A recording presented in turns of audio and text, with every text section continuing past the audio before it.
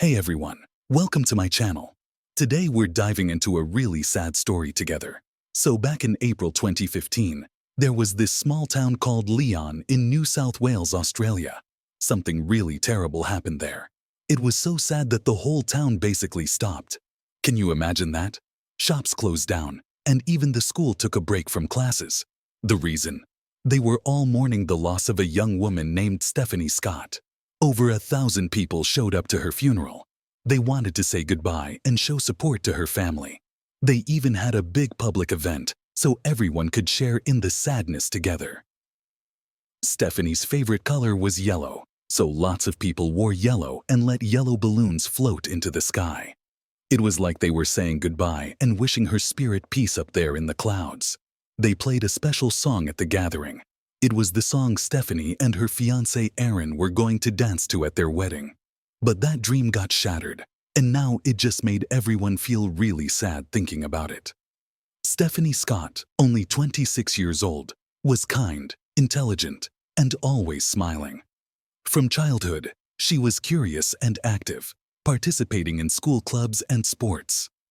As an adult, she followed in her father Robert's footsteps as a teacher, sharing his passion for education. She taught English and drama at Leon High School, taking great pride in her work. Stephanie and Aaron, slightly younger than her, knew each other from a young age. They spent time together, shared interests, and played sports in their hometown. They were close friends until Aaron turned 21, when their relationship blossomed into romance.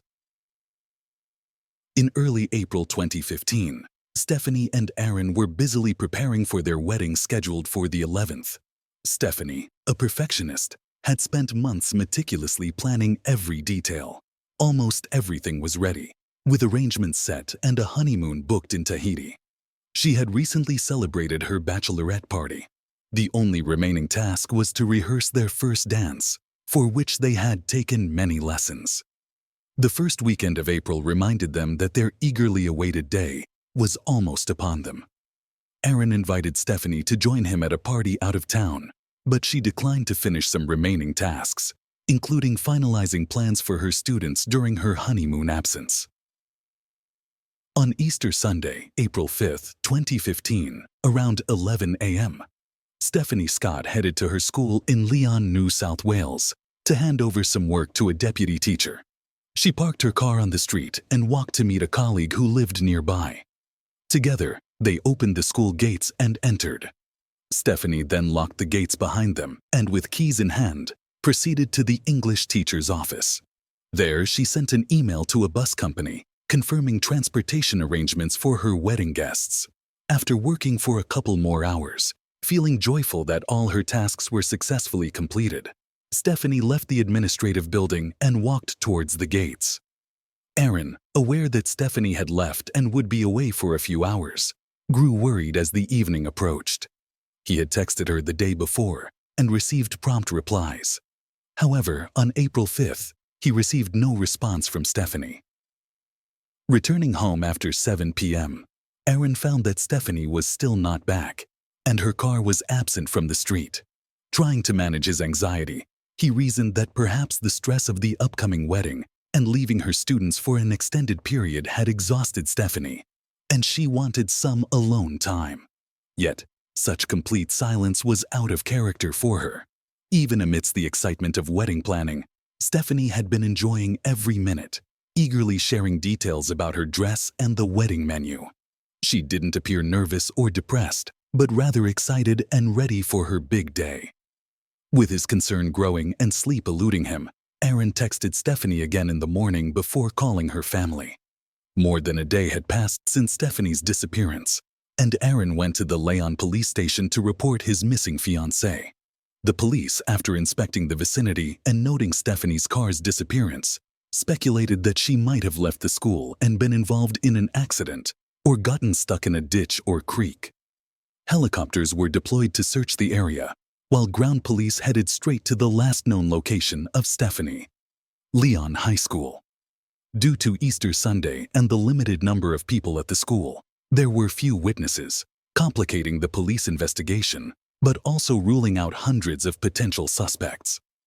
A check of the school's alarm system in Stephanie's classroom revealed that she had deactivated it at 1:30 p.m. and reactivated it at 1:38 p.m. This provided the police with the precise time when Stephanie was nearby, but it was the only detail they could ascertain. Detectives attempted to use phone tracking, but Stephanie's mobile phone was turned off. The last activities on her bank accounts or social media were on Saturday, April 4th. Local news broadcasts began covering the story by April 7th, while hundreds in the small community eagerly sought any information about Stephanie. However, such behavior was completely uncharacteristic of Stephanie, and as each day passed with her wedding approaching, hope began to fade. Stephanie's mother, Marilyn, stated that if her daughter was not found within the next few hours, it likely meant something terrible had happened. A reporter from a local newspaper in Leon reported that the police resumed searching the school. They spent most of the day using digital mapping technology to study the school's premises and specifically marked the room where Stephanie worked on the day of her disappearance. A witness near Leon High School on Easter Sunday mentioned hearing strange noises around 2 p.m., like rustling and dragging something on the ground. He recalled seeing Stephanie's car under a covered walkway, but didn't think much of it at the time. Later, her car disappeared. Another witness, a school employee, told detectives about an odd conversation he had with one of the school's cleaners the morning after Stephanie's disappearance. Amidst the rumors and anxious talk about the missing girl, the witness asked the cleaner when he last saw Stephanie, and he replied that he hadn't seen her on the day she disappeared. When asked if he thought Stephanie might have run away due to wedding stress, the man strangely and nervously laughed, which felt unsettling to the witness. Additionally, the witness noticed that the cleaner's face had scratches. The police decided to question him for additional information. This was 24-year-old Vincent Stanford. Detectives had a brief conversation with Vincent, who explained that he stopped by the school to take out the garbage bins, although he wasn't scheduled to work that day. He claimed he was there for a short time because he was in a hurry to buy groceries. Vincent asserted he didn't see Stephanie at that time and couldn't help but wish them luck in their search. He added that he left the school after 3 p.m. to go to the store where he always shopped. The police contacted the store that Vincent claimed to visit, only to learn it was closed on the specified date.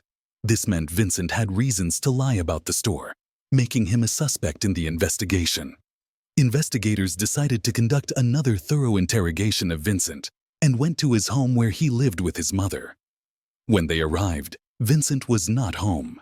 His mother allowed the police to search the house where they found a set of keys on a red and white cord, matching the description of Stephanie Scott's keys.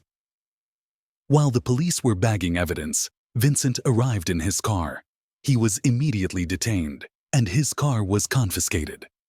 In the back seat, they found several MDF panels seemingly stained with blood. Police also noticed tire tracks in front of the house, not matching Vincent's vehicle. Additionally, a used condom was found on the ground with its wrapper in the bedroom. They asked Vincent where he was on that day, and pointing to a camera on the front passenger seat, he said he was taking photos. Detectives asked for permission to view the camera, and Vincent agreed with a shrug. When the police turned on the camera, the first image they saw was a photo of a burnt woman's corpse lying in a wooded area. Vincent tried to explain it away as just shots from a movie he had filmed, thinking they were funny. However, the police realized these were actual crime scene photos with Stephanie as the victim. Vincent Stanford, the cleaner at Leon High School, was immediately arrested. His seized phone and laptop revealed many photos of young girls both from Leon High School and from the internet, as well as pictures of women he obviously stalked. This painted a grim picture of his behavior.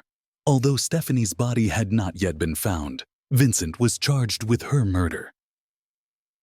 On April 9th, news of his arrest quickly spread. Vincent Stanford, 24, was detained in connection with Stephanie Scott's disappearance and presumed murder. During this time, a search team found Stephanie's car abandoned in a secluded area 8 kilometers from where she was last seen. However, her body was still missing, and the search continued. Detectives worked to identify the location where the photos with the body were taken.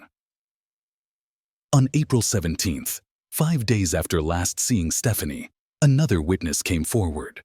He reported seeing a car near a canal around 4 p.m. on Easter Sunday. A man got out of the car and threw an object resembling a laptop into the water before driving away. The police soon retrieved the laptop from the canal bed, confirming it belonged to Stephanie. Meanwhile, divers continued to search for the slain school teacher's body in the New South Wales River area. Reporter Natalie Cooper, in a live broadcast, discussed the ongoing search for Stephanie's body. The 26-year-old school teacher's body was still missing. Police scoured fields and vineyards near where her red Mazda was found earlier in the week. Police divers also explored the canal in the area, retrieving a laptop believed to be Stephanie's. Cooper mentioned a shrine near the site, visited by many that morning. The entire community was deeply saddened, regardless of personal acquaintance with Stephanie. Her family and fiancé visited the shrine the previous night, lighting candles, praying, and comforting each other in their grief. The reporter also noted that police were desperately searching for any sightings of a white vehicle believed to be owned by Vincent Stanford, the suspect in Stephanie Scott's murder. Witnesses were urged to contact the police immediately. Meanwhile, Vincent in custody voluntarily approached the police requesting to speak with them.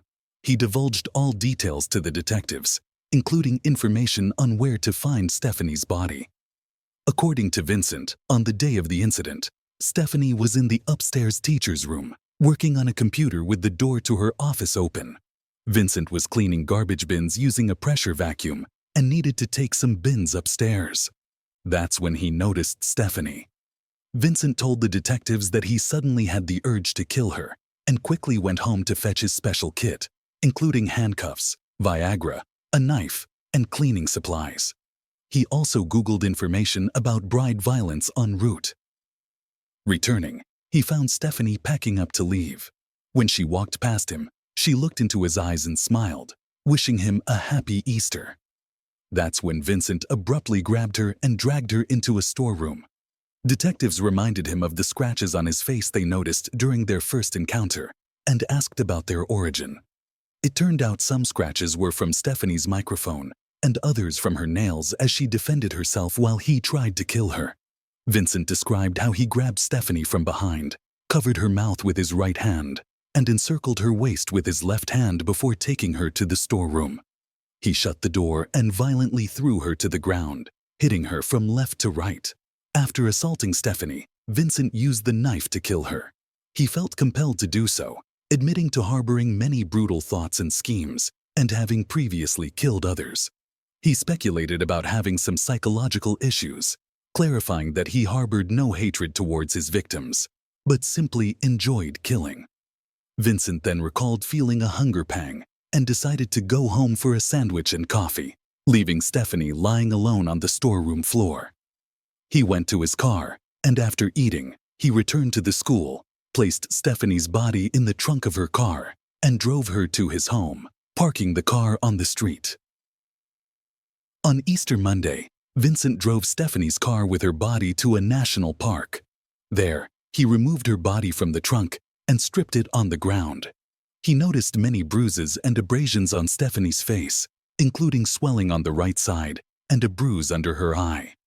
He then decided to cover the body with branches and douse it with gasoline. He used a match to ignite the fire, which he discarded nearby. Vincent stayed briefly, taking several photos of Stephanie's body with his camera, then waited 5 minutes to ensure the fire was well lit before leaving. He abandoned Stephanie's car on a secluded country road and walked back to town. In response to detectives' questions about the brutal treatment of Stephanie, Vincent continued to deny such actions, although the officers knew it to be untrue. As a result, he faced additional charges of aggravated harm and physical injury to a woman. Investigators inquired why, in the photographs, the woman was undressed except for a bra. Vincent explained that he usually removes almost everything, leaving only the bra. He wasn't sure why he did this, possibly wanting a souvenir. He admitted taking Stephanie's bra. Regarding her earrings and wedding ring, Vincent claimed he didn't remember when he removed them from the woman, but likely threw them in a trash bin along with other items. In fact, Vincent had removed Stephanie's wedding and graduation rings and sent them to his twin brother Marcus, who lived in Adelaide. Marcus sold the rings and earrings at a jewelry store, then destroyed Stephanie's driver's license after taking a photograph of it. A 24-year-old man was arrested at his home in the Adelaide Hills. Around 7 a.m. neighbors were shocked that the next chapter in a murder case captivating the nation unfolded right on their doorstep. It was shocking and unsettling for their small street and community. Marcus, Vincent's identical twin, worked on a flower farm. His colleagues described him as very quiet and reserved, hardly interacting with them beyond work. During the trial, Marcus Stanford had no lawyer, and when the judge asked if there were any reasons he should not be sent to Leeton, he replied with a strong Dutch accent that he had never been there and did not need to go. However, the next morning, he was taken to Sydney under police escort and remained in custody. Stephanie's family was further devastated when the police announced a second arrest in Stephanie's case, Vincent's twin brother Marcus. Finally, the search for the missing Stephanie came to an end. In fact, while Vincent was still giving his confession, the police had already located Stephanie's body. A day before her wedding date, a burnt body of a woman was found in a national park, 60 miles from Leon Middle School. Detailed investigation revealed that Stephanie had been brutally beaten on the head with a total of 40 blows, causing her death. Additionally, she had been stabbed in the neck before her body was discarded and set on fire. Photographs found on Vincent's phone conclusively showed that they were of Stephanie. Vincent Stanford's guilt was undeniable, and both he and his brother Marcus were brought to trial. In court, events unfolded unexpectedly. Initially, Vincent denied his guilt, and the proceedings became uncertain. However, based on the presented evidence and police work, it was decided that the case could lead to a conviction. Psychological tests showed that Vincent was believed to be a serial killer posing a danger. He displayed a lack of emotions and sympathy, was merciless and indifferent, often laughing and not taking the situation seriously. Several troubling moments from his biography came to light. Vincent Stanford was born in Australia, but his family moved to the Netherlands when he was 3 years old. They later returned to New South Wales. At age 7, he dreamt of committing a murder. At 12, he nearly strangled his teacher. Classmates called him a psychopath, and due to problems with violence and disobedience, he was sent to a behavior correction school. He said he could never adapt to society and was later placed in a psychiatric center, where he was diagnosed with autism and oppositional defiant disorder. Vincent told the police that after being released, he tried to enter university or join the army, but was rejected in both cases. Therefore, he worked at several different places before getting a job as a cleaner at Leon Middle School. His initial contract was for 5 weeks, but was then extended. While working at the school, he often hid in the women's restroom during student lunch breaks to watch them. Examining Vincent's mobile phone, detectives found he stalked girls at the school and 2 other women working in nearby shops before murdering Stephanie. Numerous photos of one young girl, about 2000, were found on his phone. He also kept diary entries about her, following her home several times and noting when she left, trying to determine who else was inside. One entry read, "She's home alone at 15:40, enough time to abduct." He initially targeted this young girl, but when his plan failed because she left town, he turned his attention to Stephanie, who worked at the school. Upon careful examination of Vincent's car, it was found that stains on MDF panels confirmed the presence of Stephanie's DNA.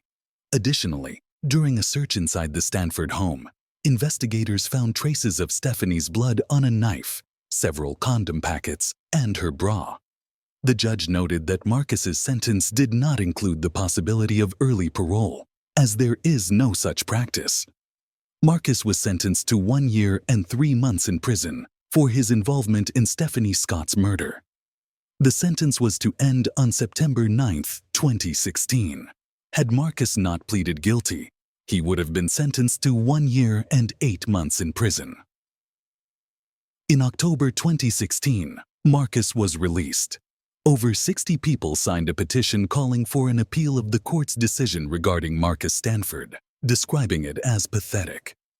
After his release from prison, Marcus briefly returned to Leon accompanied by his mother. However, the local community made it clear that his presence was unwelcome, and his current whereabouts remain unknown. Marcus has apologized for his actions since his release, claiming he will cause no further trouble and admitting his actions were truly foolish. He regrets his inability to change the past. Marcus wishes to have no contact with his brother Vincent and does not seek to establish any. The twins' father, Steve, expressed confusion and fear over Vincent's crimes and has no desire to communicate with him. He rules out the possibility of meeting Vincent and wants nothing to do with him. Steve stated he cannot comprehend why Vincent committed these crimes, and frankly, he does not intend to seek an answer. On the day before Stephanie's 28th birthday, Vincent Stanford was sentenced to life imprisonment for murder and 15 years for sexual violence under aggravating circumstances. Both sentences were effective from April 8, 2015. During the trial, Stephanie's mother, Marilyn, stated that Vincent was unable to cope with his own life and therefore took Stephanie's, depriving her of a chance at a happy future. They will never know the full extent of their daughter's suffering, but the knowledge that she suffered is too hard to bear. Thus, the family prefers to retreat from the public eye to mourn their beautiful girl and overcome their grief. In the future, Stephanie's relatives will not respond to questions, participate in interviews, or television programs. The day after the trial, the family planned to celebrate Stephanie's too short and amazing life on what would have been her 28th birthday, the second birthday they've celebrated without her. A tea party with mint cookies was scheduled for 3 p.m., and Stephanie's mother invited everyone to join. The Scott family also called for stricter screening and evaluation of school staff to prevent similar incidents in the future and reduce risks to students like those faced by Stephanie Scott. Tragically, more than a year after Stephanie's death, her father, Robert, died in a bizarre accident when a tree fell on him, leading to his death. He was buried near the same place where his daughter was interred. Having lost Stephanie, Aaron moved to Europe, hoping to heal his pain associated with New South Wales. 5 years after losing his beloved, Aaron met a new love and announced his engagement to a woman named Samantha. The community of Leon was deeply affected by the tragic story of Stephanie Scott. She will never be forgotten, and her life story has been immortalized in books. Stephanie's family hopes that people will remember her and all her remarkable qualities, her passion for teaching, helping, and mentoring others. They believe Stephanie embodied all the good qualities of a human being and made a significant impact on many lives. In her memory, her loved ones encourage everyone to be kind to themselves and strive to do good in the world. Stephanie Scott's story leaves a profound mark that inspires everyone to live a life filled with caring for others. Subscribe for more amazing videos like this.